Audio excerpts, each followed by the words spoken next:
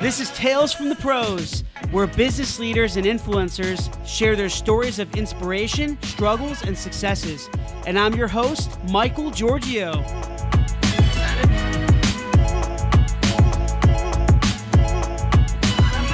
This is Michael Giorgio, co-founder of Imagine Ovation, and your host from Tales from the Pros on this beautiful Friday afternoon.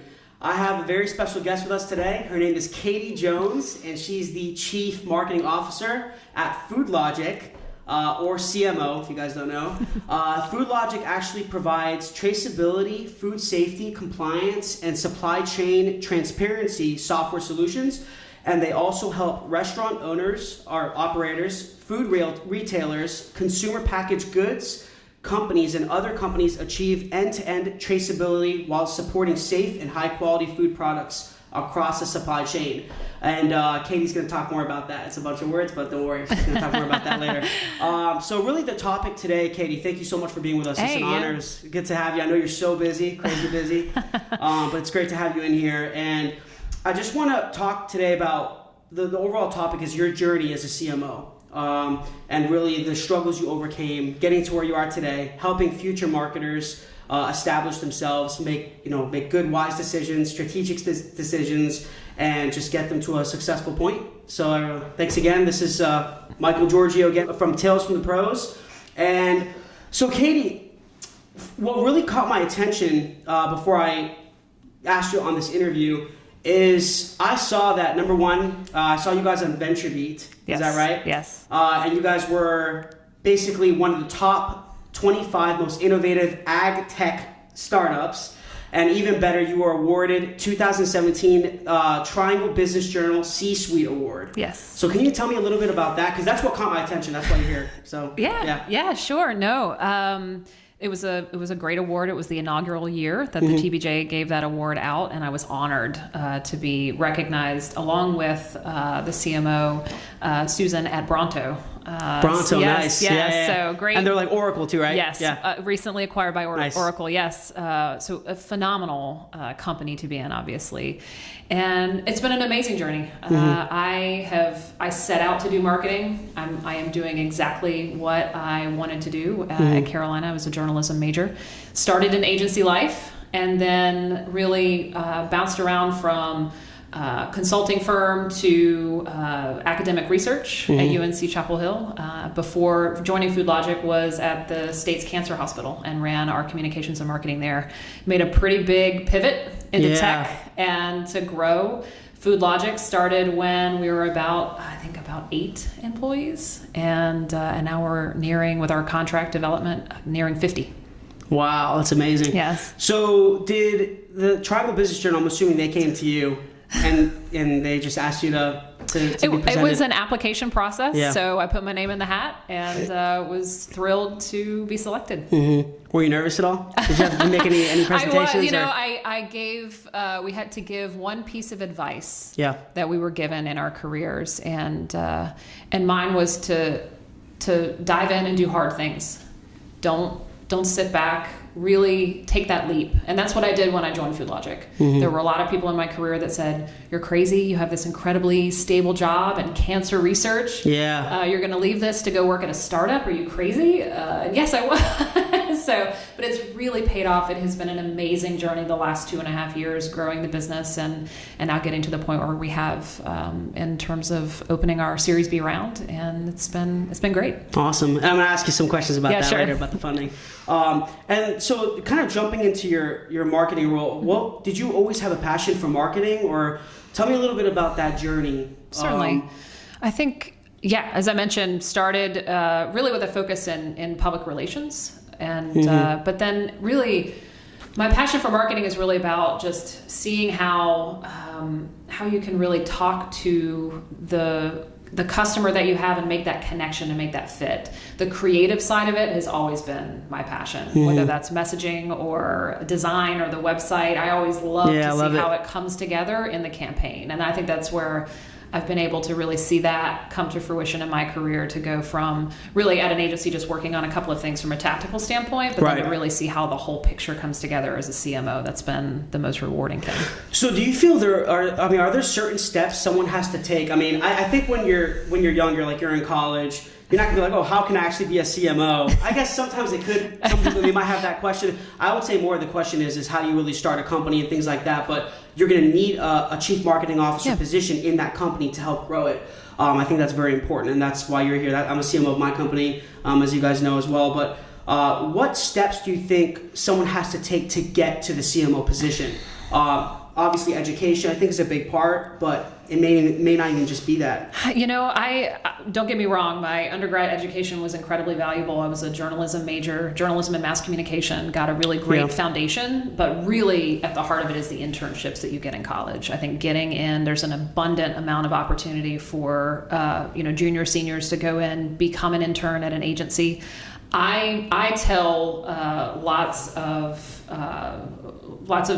young women and men that I meet to go in the agency route, because I think it gives you an opportunity to do a lot of different things. Right. And then you can really figure out where your passion lies. And then also, even if you're going to then make a pivot into industry, you can figure out perhaps what industry is the best fit for you.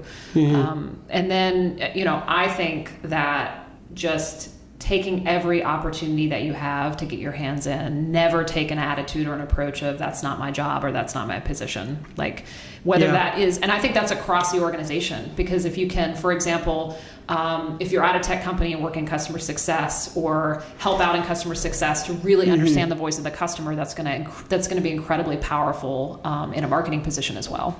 Yeah, no, I completely agree. I think, for me, as being a CMO, my company as well, and I'm sure you can relate, that from working with just different clients, I think it's important for somebody to, when they're trying to become a CMO, they have to get their hands dirty in the beginning, because I think sometimes when you're in college, you're thinking about, how can I get to this high position, but you got to think about the hard work it takes to get there.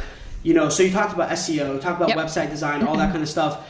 It's good to even, not saying, be a developer, obviously that's a whole different position, but be involved in that process, I think, is huge. At least that's what helped me. Oh, yeah. Is getting your hands dirty, working with your developers, just for example, or trying to do a lot of research and implement SEO strategies, because if you do the hard work yourself, then you're able to translate all that information, all that knowledge to your employees. Absolutely. I think the other perspective that it gets you is what your team is going through as you grow as well. Exactly right. Yeah. So at FoodLogiQ, I was marketing hire number one. So and I was hired in as the VP of marketing, but I was a team of one. And so literally day one coming in, the website that they did have at the time was built by the development team, which was a great website, but offered very minimal ability for us to make changes quickly. So that was the first thing we did. We stood up a WordPress site in 2 weeks. We got HubSpot rolled out. We got inbound marketing working.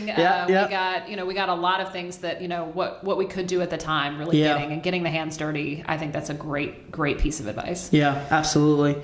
And did you think, with all your marketing experience, did that allow you to kind of, this is where I want to get a little bit more into how you guys got, you got some funding that helped, obviously, you guys grow and scale and hire more people to, be the amazing company you guys are today. But in terms of that funding process, do you feel that your marketing experience helped you with that pitch? Or did you had to bring a lot of different minds together? Because I know there's a lot, you have a board, you have a lot of people involved, but you think the CMO role played a huge role in that process?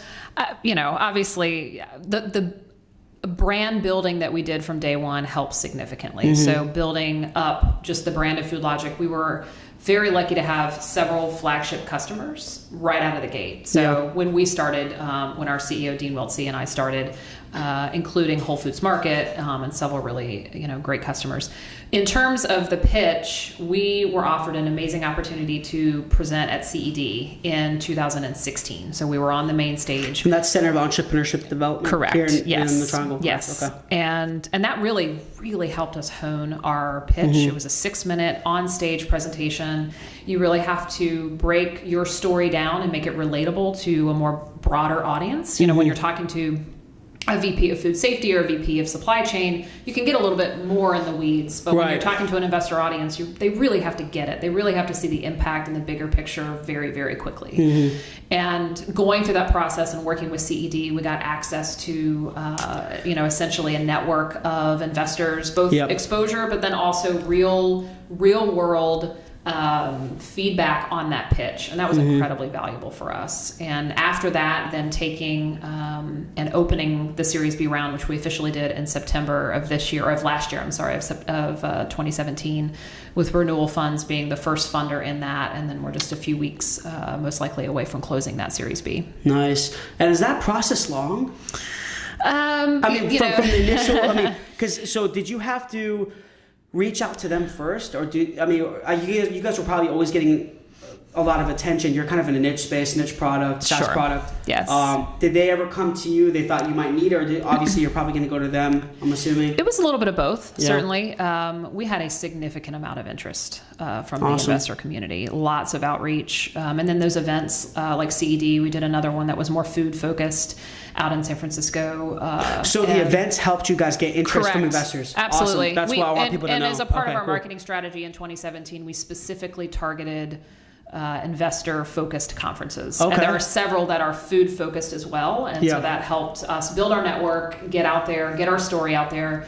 We were able to also serve on a panel with our customers at those events. So not only were we able to just network and connect, but also get on the main stage with our customers and have them tell our story as well. Great. Sounds good. I don't. Sometimes I'm scared of like whether you always see these stories, Shark Tank. Yes. So you always see them and they just brutalize some of these entrepreneurs who have these concepts. They're like, oh, you don't have a proof of concept. What are you even doing here? I mean, it's crazy, but yeah, I think we have had an incredible experience. Yeah. We've had some phenomenal interest, and again, just been working with some really great partners. So we're really excited about the future. Yeah, absolutely, and you definitely have to. I mean, talking with a few investors here, like David Gardner, interviewed him a few months ago, and he was saying that you have to find an investor who definitely matches your vision. That's really important, right? It's not just about the money. You can't just go after and say, oh, they're going to give you $1 million or $2 million or whatever it is. You got to find one that actually, number one, who you can work with for many years. So it's almost like hiring somebody, right? Yes. They need to meet your culture. Completely agree. Yeah. And as I mentioned, Renewal Funds, they're a mission-based investment firm. They were initial investor in 7th Generation. Wow. Are they here? They're actually in British Columbia, Vancouver. Okay, nice. Yes. All right. So hoping to get out there. Yeah, it's nice. I've been there. Yeah. Cool. And I want to jump into, I know I made a spiel earlier about what you guys do. It's a lot of words. I want you to kind of simplify that. Yeah, sure. And tell everyone really what you guys do. And the branding and marketing that impacted and got you guys to where you are today. Yeah, sure. So while we can't say this on our website, I like to say that we're the FedEx of the food supply chain. Nice. So we take essentially a barcoding technology, and then at Scan, our platform stitches together all of that data, and then you get an end-to-end node-based essentially visibility or visualization of your supply chain. So what that allows our customers to do at the grower level, they're labeling all of their products, and then they're scanning it at the distribution center, and then they're scanning it at the end location. So let's say that's a restaurant. Okay. Our platform literally takes all of that data, stitches it together. If, for example, there's a positive E. coli outbreak or E. coli test at a grower, you can then trace forward and know exactly to the lot level exactly where that particular produce went. Wow. So today, when that current state, when you have an issue, essentially, for example, there was an issue with romaine and leafy greens recently, and you're put in a position where you're having to essentially toss potentially all of your product, which is not only very costly for a company, but it's really not an efficient way to manage your supply chain. So FoodLogiq Connect is our platform. We're literally the platform for anything that you need to do across the supply chain with your food suppliers. So, for example, we work with restaurant and food service operators that their brand claims are very important to them. You want to go into a restaurant, you want to know that you're eating that grass-fed beef. Today, in today's current food supply chain, there are, you need to know as a brand that you're delivering that grass-fed beef. And really the only way to know that is to have your supplier upload that certification to know that is exactly what you're getting. And you would be surprised, I think, at how archaic the food space is. Oh yeah, from a technology. My mom owns a bakery. Yeah, so she knows it's crazy, man. Yeah, so and I think we're ahead of the industry, but we are working with the industry leaders in this space. We're working with Subway, Chipotle Mexican Grill, Whole Foods Market, and just a variety of other food service operators, and growing into the consumer packaged goods as well, and Hanes Celestials and other customer of ours. That's crazy. Yeah. So you could definitely see a huge demand in this space. It is. You know what I mean? There's some gray areas that need to be. Yeah, there is a significant amount of demand. There's also a heavy amount of change management that has to come with that. And so we're uniquely positioned to not only roll out a technology, but also to provide the support and the managed services to go along with that. So there's a significant opportunity for FoodLogiQ. What was it like, you guys building your product? Like, were there a lot of struggles in terms of the actual implementation of the software? Because I know from us being a software development company as well, there's so many. You have to make sure that getting the data right, yes. Making sure it's tracking everything, there's just so many different moving parts in software development. I want you to talk a little bit about that process as well. Were there certain obstacles you guys had to overcome on the product side of things? Certainly. I think that, as I mentioned, we had a couple of customers that were out of the gate partners with us, and they really helped us and guided us through that process. So data quality is certainly a significant issue in any SaaS platform. Really. And security. Yes. Yeah. And that's where I think, we've got a really great customer success team, and really when we implement and when we roll out, we have to manage those expectations to say, this is not going to be a light switch solution. This is not going to be something that you're going to roll out and immediately snap of fingers have farm to fork traceability. There's going to be some effort and a partnership that's going to need to be aligned in order to actually implement this program. That's what I say. Our track and trace product is really, it's a SaaS platform on top of a program, and that's a critical piece. And that's why it's not done today. Yeah. It's not. If it were that easy, it would have already been done. And I think that it is getting easier as we're looking at innovations in labeling technology, and maybe even having temperature monitoring or temperature sensors, actually integrating that data into, so it actually removes the human element of it. So there's a lot of different things that we're looking into. So like more automation, stuff like that. Take the manual process out of it. Totally. That's the future. I love it. Yes. I love it. So you understand, it's always good. It's very important. I think not even just in product development, in service, everything. Yeah. Always stay with the tech trends. Yes. Do your research. Yes. Make sure you think ahead. Don't just stay on television ads. And that's, we are a niche market, and I think that we've been told, customers have told us, you weren't the most inexpensive platform out there. We have some competitors in supplier management, a lot more in supplier management, but that we were chosen because we're thinking about what's 5 years from now, what's 10 years from now, not just really what's the next 6 months. We're really visionary in that way, and again, really linking arms with our customers hand in hand to get there. And I know before the interview, kind of what we were talking a lot about webinars and marketing strategies. Yeah. Were you guys doing something different when you first started to now? Obviously now you've scaled a lot more. You have over 50 employees around.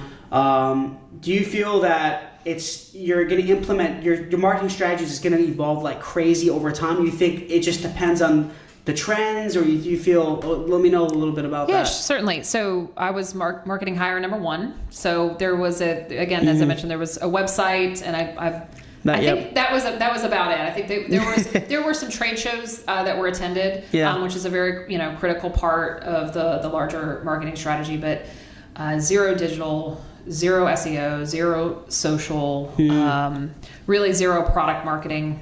Nothing to really drive traffic. You just had the conversion tool. Yeah. So we had it was nearly 175% increase in our traffic from 2015 to 2016. I started end of 2015. So that was, and we had such an amazing opportunity because our competitors weren't really focusing on that. So we were solidly taking over keywords that were really kind of ripe for the picking. And we now rank, food traceability software, food supply chain software is a little bit more competitive, but we are top 3 in a whole host of those. And now going after more of a platform message, emerging technologies like blockchain, really solidly going after those as well. So you got to target like crypto, all that kind of stuff, because people are searching that. Yeah, it's totally. Yeah, I mean, I think that we are doing the real traceability now. It's a matter of whether or not there's a potential integration into a blockchain technology that's going across. It's still very young in the food space and emerging, but we've got to keep our eye on it. We've got to look at it and build a strategy around it. Yeah, and do you feel like event marketing now that you have your rankings, you have your website solidified, everything's you're getting a lot of traffic, you're converting them. Do you feel now you're kind of doing a lot more branding? So my question before is really, and you didn't answer it, but I kind of want people to know, I think a lot of, because we deal with a lot of startups and they want to do so much stuff. They want, I want to do this, that. They don't stay focused. And sometimes we have to guide them and tell them, guys, I wouldn't focus too much on the story of your company right now or the message, or it might be, it depends on, I'm just giving you examples. It depends on their business, but they want to do so much. So basically, like, it seems like you guys are, you have built the website, you generate lots of traffic, you have clients, you have an awesome client base, you're credible, and then now you're really trying to solidify your message to the audience, to your people.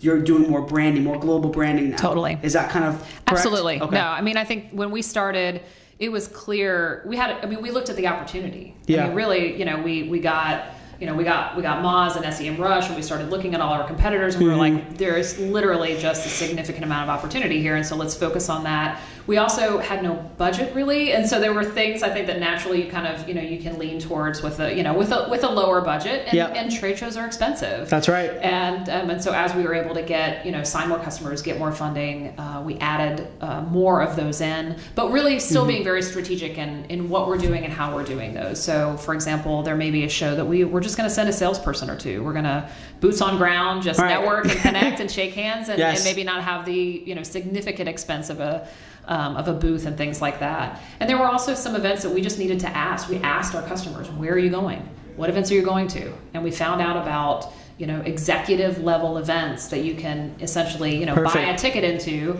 and get our CEO in the door, and then really network that way. So you relied a lot on analytics. You looked at what's working, what's not working. That's good. Strategic. That would be, I think, the biggest piece of advice that I would have is immediately always be thinking about how you can tie to revenue.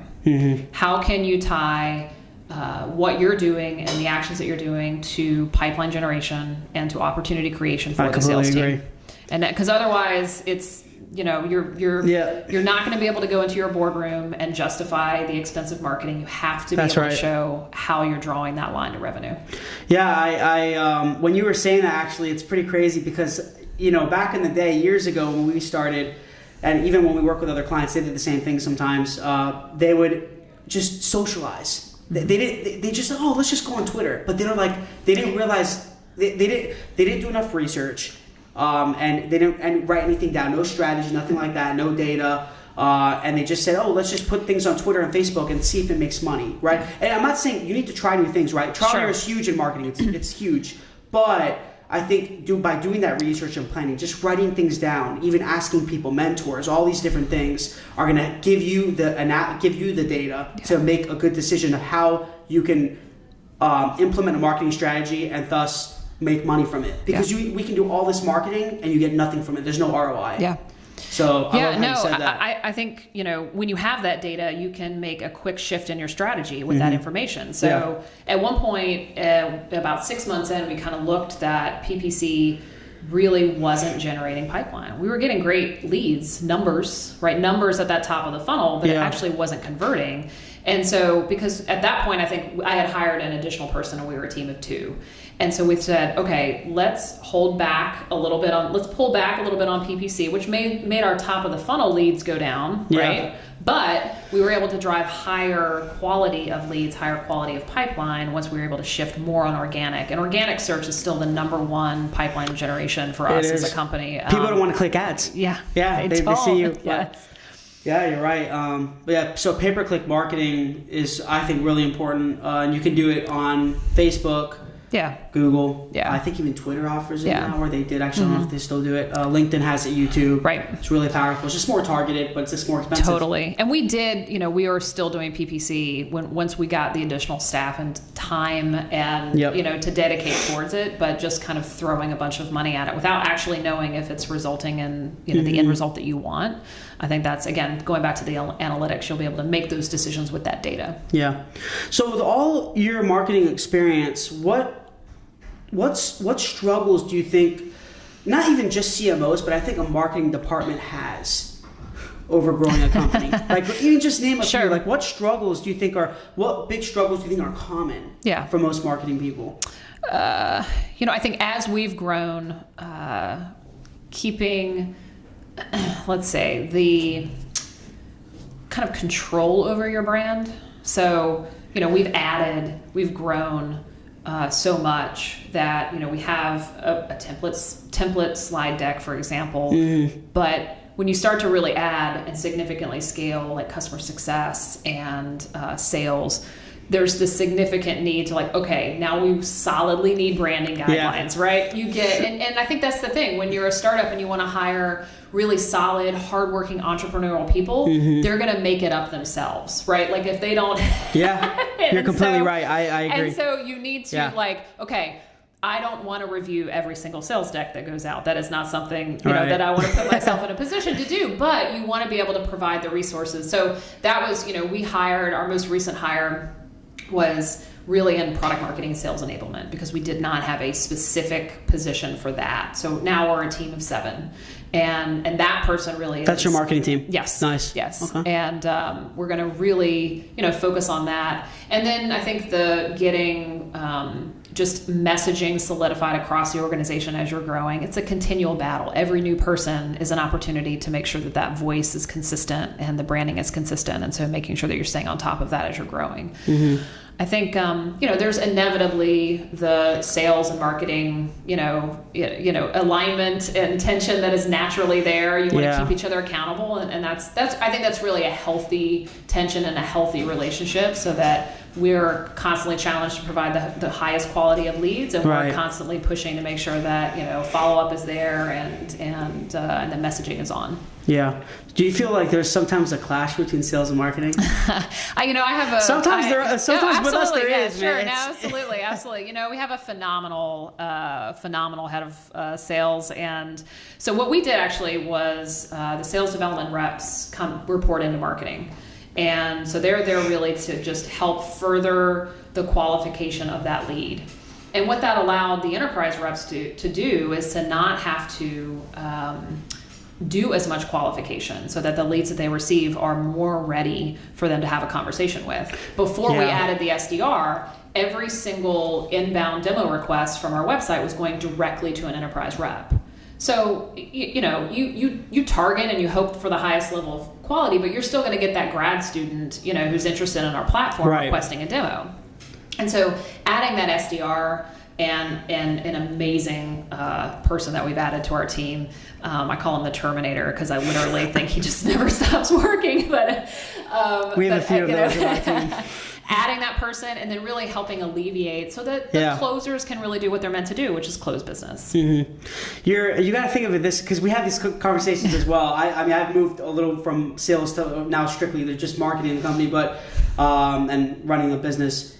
But I think I get this question a lot, and I feel like the marketers really are the ones that are. I mean, we're really the ones bringing in a lot of leads. I'm not saying that sales don't. Sure. They do. They have their outbound lead generation, but we're the inbound people. Sure. We're the ones who are bringing in, converting the business, like a website, and then we pass it off to the salespeople, and they're the ones who they handle the the closings, the follow-ups, like you said. So I think they definitely go hand in hand. Definitely need them. So I would say, do you have certain tips that you would give to future marketers in terms of things that they need to be aware of to be successful? And I don't really want to touch too much on education or anything that, because I think a lot of marketing people can be very successful without a degree. At least I agree too. I have a lot of friends that don't have degrees and they're so smart. I feel like they went to Harvard or something like that. It's crazy, but that's the best university I can think of right now. I think you just you have to have marketer's mind, really, to be a marketer. And I don't think there's, any amount of education that can kind of give you that. So, no, I think, in terms of things that you can do to kind of grow and to help kind of prepare yourself, I think at the end of the day, like, just an incredible understanding of your market, an incredible understanding of your customer, and that's going to take getting out there, reading, self-educating, talking to your customers as much as you can, really getting outside of the marketing department, talking to the people that are interfacing with your customers every day, and not maybe the executive level, like the real in the weeds, I know what you mean. And really understanding. I think particularly at a growing company, and I think that's the beauty of working at a smaller company, is that you can do that. You have the ability to do that. I mean, I think you could do that to a certain extent at a larger company, but when you're small and it's all hands on, it's really whoever can do whatever. And I think that people that are able to recognize that opportunity and take advantage of it, I think are going to significantly see their career grow faster. Yeah, I agree. And do you ever listen to Gary Vaynerchuk? No, Gary V? I know the name. Oh, you got to follow him. He's awesome. Oh, he's so good. And you listen to like Tony Robbins, I'm sure. Yeah. But Gary V, he says a huge part of marketing as well is being self-aware. Yeah. Right? Understanding, being mindful of the market. Yeah. And I think part of that is understanding the tech trends. And kind of jumping into that as well. We live in Raleigh. Tech is booming here. Sure. It's an amazing place to live, and it's just one of the biggest tech areas in the country. It's actually becoming, from what I heard, it's going to be like a top, I think right now it's like top 5 tech areas in the country. It's becoming like the Silicon Valley of the East Coast in the next like 10 years. We'll see. Yeah, that's kind of a stretch. But where do you feel tech is going right now? I know you guys know about artificial intelligence, obviously, and security, data security is huge. But where do you feel, in your experience, it's going? Do you think it's automation, or what I think, just in the, speaking specifically in the food space, the automation space is significantly growing, and really, big data was the big word, a number of years ago, and I think now it's really about easing the human burden and the human error. I think that also comes into, for example, one of our customers, Seal the Seasons. They're a North Carolina-based frozen produce company, but they're growing significantly, and they're growing so quickly. They're looking at these really creative ways to actually remove the human from actually taking the top off of a berry. So right now, most of the time in the field, they're literally, you pick a berry and you kind of take your little knife and you take the top, the little green part off of the berry, right? So he's looking into actually this tumbler machine of sorts that's literally going to, after that berry is frozen, pop that green top off of the berry. Like, it's those little steps. It's crazy. It's not only from an efficiency standpoint, it's actually reduces the likelihood of foodborne illness, because you're removing the kind of the human touch. So you see all of this machinery and automation and like crazy amounts of robotics in the food space now, where you're able to really remove that human touch, and that removes the likelihood that there's going to be some type of cross contamination from a safety standpoint as well. Yeah, it's crazy. It's just these little things. I know, isn't it? I want to jump the gun a little bit here and kind of talk about, just on a higher level. I know before the interview we were talking about struggles in terms of what it takes to get here.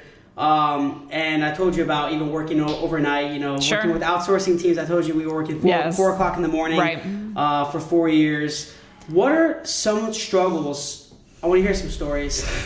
So what's some struggles that you guys went through? You were there since the beginning of FoodLogiQ, is that right? Yes. And what were some things you guys had to overcome, even not just marketing, just as a team? What things did you guys go through, and how did you really overcome them? I think, because every company's different. Certainly. I think we had some struggles in finding the right fit from a sales team perspective, and I think that I think hiring is hard at that stage, hard. And it's so critical. And delegating work. Yes, delegating work is hard. I personally struggle with that as well. Yes. but finding that right fit. So I think we had some evolution where we didn't quite hit the mark, and that was hard because you take such a step back, you know, but you have to really ask yourself the hard questions, like, is this person, or is this the team that is going to take us to that next level? And if the answer is, if you even pause, then it's time, you know, to make a switch, and you've got to find that right fit. And really every person on that team, you know, it's got to be an A player. They've got to put everything in. Right. And I think that's, you know, that was, you know, I think that we've gotten there, and it's, when you get there, it's just such a, you know it, and it feels so great. And then you can really, you know, really move just much quicker. Kind of they need to treat the company as their own. Yes. And because if they don't, you know what happens. They're not. A lot of people, what I've noticed is they're not. If you don't hire well, they're not proactive. They might be reactive, but they kind of wait for you to give them tasks. Sure. And what I've noticed, that we're more strict in our hiring. I'm sure you guys are as well. You've had a lot of learning like we have, and I think it's important to make sure, just like you're vetting a client, you have to vet them. Yes. And I think see if you can have a beer with them, see if you can hang out with them, and you know what I mean? Because you guys are going to do, a lot of companies, they do all these events and things like that. You want to make sure you guys get along. Oh, totally. Meet the culture. You know, I guess it was about a year and a half ago, almost two, we sat down and we developed our core values as a company. I mean, we hadn't done that yet. Yeah. And ownership was one of them. And that was it. You know, it was innovation, accountability, ownership. It was like really the core pillars, and those accountability and ownership were driven by that and that change that we needed to make as a company. And I think that, you know, naturally, like, that's going to happen. People are going to self-select, and they're going to say, you know what, this life is not for me, and that sounded great and glamorous, but, you know, I need to move on, and that's fine. And that you want that, I think you want that to happen naturally, and you want people to kind of get there. And I think, you know, Yeah. And do you think, so anything else other than hiring, do you think kind of, I would say, just because I understand SaaS products, I understand it's hard, but even product development, we did touch on that a little bit earlier. But even I would say, what about just, I mean, staying in just trying to find the right types of clients for your business? Isn't that hard as well? It is. That's what I figure is hard for a lot of companies, is finding the right type of client. It is. And I think that we thought there was never a time when there wasn't interest in the product. Right. There was a significant amount of interest. I think it was whether or not the use case was a specific fit. And I think that, and you go through this natural evolution where we never had to give away our software for free. We never had to give the platform. You hear, you know, about this, you just, anybody, right? We've had to go through that. Right? And so when you start, we were very lucky that we didn't have to go through that. But, you know, you think, okay, like, this is going to be a great fit for this particular customer, and then you get through that process, and, you know, it wasn't quite the best fit. But you have to quickly learn from that process and quickly learn from kind of where the market, and really, I think it really boils down to market readiness. Yeah. So we sold significantly more in food service because it's not a simple supply chain, to say the least, but there aren't as many steps in the process as, say, a food manufacturer, where you're taking raw materials and turning them into finished product that then goes onto, you know, an endpoint at retail. Yeah. So we naturally gravitated towards, I think there were a lot of market forces that also led to that, but food service was really where we focused and started first. And we did that in a marketing sense, and really pointed our strategy in that direction, because we also had more customers in that particular space as well. So we had more stories, more quotes, more testimonials. Now we're looking and adding retail and the CPG market as well this year. Cool. So you were never really in that position where you had to kind of, I'm not going to say beg for business, but people were coming to you. Yes. Clients were coming to you, big brands, I'm assuming. Yes. You guys have big brands now. But you never really you had so much, you were so credible, you believed in your software so much, you were credible, you had an amazing product, the quality of work is very important, is the product quality, and you really had a lot of leverage. And yes. It seems like the clients knew that. See, not all companies are in that position, though. Sure. That's why I'm asking this question, because it's everyone, you know, just even dealing with a lot of startups and even larger companies, they feel they have to give some stuff for free to get that business. and I like to get in your mind, understand what it's Certainly, like. yes, totally. Yeah. And don't get me wrong, we certainly did. We never really opened up a trial, but we would do okay, we'll open up an environment and or we'll take that data and put it in and then show it to you and then show to this information on the platform to your execs. Right. We certainly did that. But I actually saw that just more of a critical part of the sales cycle in a really immature market. So you have to be able to show them there's really nothing else out there like this. So we're not coming in and replacing a platform or a software. We are a net new for many, many companies. And so we needed to be able to show them what that end game looked like. And that was a way for us to do that. But now that we have more of a network, more customers, they're talking to one another, and we're seeing that natural referrals, the referrals start to happen across the industry, which is just this beautiful thing. Mm-hmm. I like I told you, I consider you a business leader. That's why I'm reaching out to you. This is really what this podcast is about. It's interviewing business leaders and their stories. And more on like a business note, for me, considering you as a business leader, what tips would you give to future business leaders in terms of like just work ethic, or passion or drive, some of these different elements? Is it a combination of them, you think, or is it just a few different ones? I have 2 boys, and I use this word a lot with them, grit. Mm-hmm.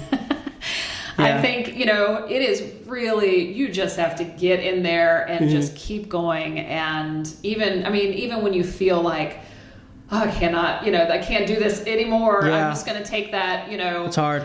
Fortune 500 corporate job. Just don't do it. Just keep going. And I think that's really the word that I use the most in terms of when I look at successful entrepreneurs who have really done this amazing thing. Just keep going. Keep doing it. Yes. So just having that fight. Yeah. And I love that you said that, because all the people I'm interviewing, a lot of them, they say the same thing. I mean, that has to mean something, right? Yeah. It's just having that, it's like persevering. Yeah. Oh, you're going to have to overcome a lot of, you're going to have a lot of walls you have to break through. And I was actually telling Scott Wingo this. I was like, you either break through it, you go around, you find a way to go around it, or you build a tunnel or something. But there's a way to get past that wall, and that's what you're talking about, is that grit. It's that that's just willingness to fight no matter what. Yes. Because you believe in your company that much, in your business. You know how to provide value. You know that you're making a difference in the world. And I think a lot of it comes back to, for me, not just in grit or work ethic. A lot of it is intention, like your motive. Yes. Why are you doing this? Like, what's your why? No, I think motive, and with the passion driving that, because I think that comes out and it seeps through everything that you do. For me personally, my oldest son has a tree nut allergy, and I have to go into every restaurant and read every label and always question whether or not he can eat something. And he's 10 years old, and he can self-select, and he reads these labels as well. So I'm really passionate about the food supply chain and the transparency and opening up the visibility in that. And also, I think you're seeing this amazing growth and amazing increase in the number of companies who are seeing this as an opportunity, and particularly snack foods and CPG companies that are developing lines specifically that are allergen free, so that kids don't have to worry about that, parents don't have to worry about that. And I'm really passionate about it. I could tell. Personally. When we're talking about this, I could see it in your face. And so I just took a few things to close out. I ask everybody this. So 3 questions. I call them the 3 hows. Okay. Right? So how do you define failure? How do you define entrepreneurship? And how do you define success? I'll start with failure. Failure is a blessing. Yeah. I think it is an absolute necessity in life, and I think that it's something that you have to dive into, because if you're not falling down, you're not going anywhere, period. And so I see every failure, and I've had many, as just a way to learn and to move and to keep going. I think I'll go back to my earlier word. I think entrepreneurship is grit. I think it's getting down in there. I think it's getting in not necessarily in the weeds, but really just moving things forward at all costs. And And then it's not just, and it's talking about entrepreneurship. It's not just about your idea. Okay. Right. Yes. Is that right? Yeah. Can you agree with that? It's more about your personality. It's you. Oh, absolutely. Yeah. Yes. No, I mean, I would define when I talk about we've had some entrepreneurial people, it's Right. really just finding a solution around whatever barrier, is put in front of you. I agree. 100%. Yeah. And then success. Gosh. I think success is attaining a goal rooted in your integrity. I think if you can really get to the point where you want to go and then feel good and look at yourself in the mirror and feel really solid about what you've done, I think that's success. Cool. I love that. I love everyone has a different answer for some of them. Yeah, sure. So where can people find you guys? Yeah. Website? Certainly. Social media? Yeah. So we're FoodLogiq, www.foodlogiq, FoodLogiq.com, and Twitter handle @FoodLogiq. And then we're very active on LinkedIn. Obviously, we're a B2B, so you can find us on our page on the LinkedIn as well. Cool. Yeah. Katy, thanks a lot for being with us. Absolutely. Yeah, Thank you so much, pleasure. Michael. Yes. Awesome. Thank you. Guys, thanks again. This is Michael Giorgio, host from Tales from the Pros. Thank you so much. Hey guys, thanks a lot for watching Tales from the Pros. Please subscribe to our YouTube page and also follow our social media. There are links somewhere around here, but we really appreciate it, guys. Thanks for all the support, and I'm going to be giving you awesome content continuously, and we look forward to seeing you soon.